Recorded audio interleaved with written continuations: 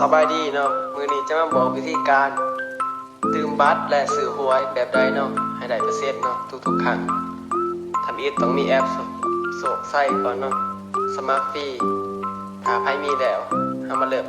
สมัครไปพร้อมกันเลยเนาะกดเข้าไปเลยเมื่ออยู่หน้านี้แม่นให้กดเข้าสู่ระบบเลยอยู่หน้านี้เนาะมันแม่นจะต้องใส่เบอร์ของใครลาวเนาะเพื่อจะส่งรหัสยืนยันอีกเทื่อเนาะเมื่อทานปลอดแล้วให้กดส่งรหัส OTP เนาะจะเห็นรหัสส่งมาทางข้อความเนาะแม่นจะเอามาใส่บนปลอดรหัส OTP เนาะเมื่อปลอดแล้วให้กดยืนยันเลย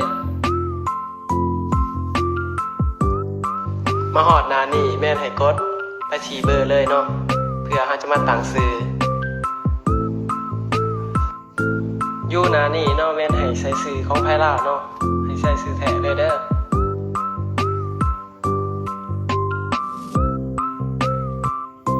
และเลขกิโลแม่นให้ปอนตามข้าพเจ้าได้เด้อเพื่อถ้าเฮาบ่ปอนอาจจะบ่ได้เปอร์เซ็นต์เนาะ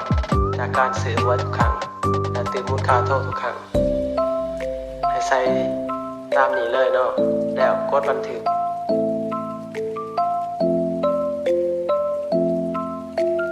เมื่อปอนสำเร็จแล้วเนาะจะเห็นคำว่าโศกใส่พาดขึ้นมาเนาะหลังจากนั้นเนาะแม่นให้กดลูกศรย้อนกลับเข้ามาเนาะมาฮอดได้หน้านี้แม่นเฮาได้ลงทะเบียนสำเร็จแล้วเนาะสามารถซื้อหวยและตื่นมูลค่าโทษได้เลยสำหรับหวยแม่นจะมี2แบบเนาะแบบดิจิตอลและแบบหวยนำซัดเนาะสามารถสุ่มเลขนำซัดและหวยดิจิตอลได้เด้อ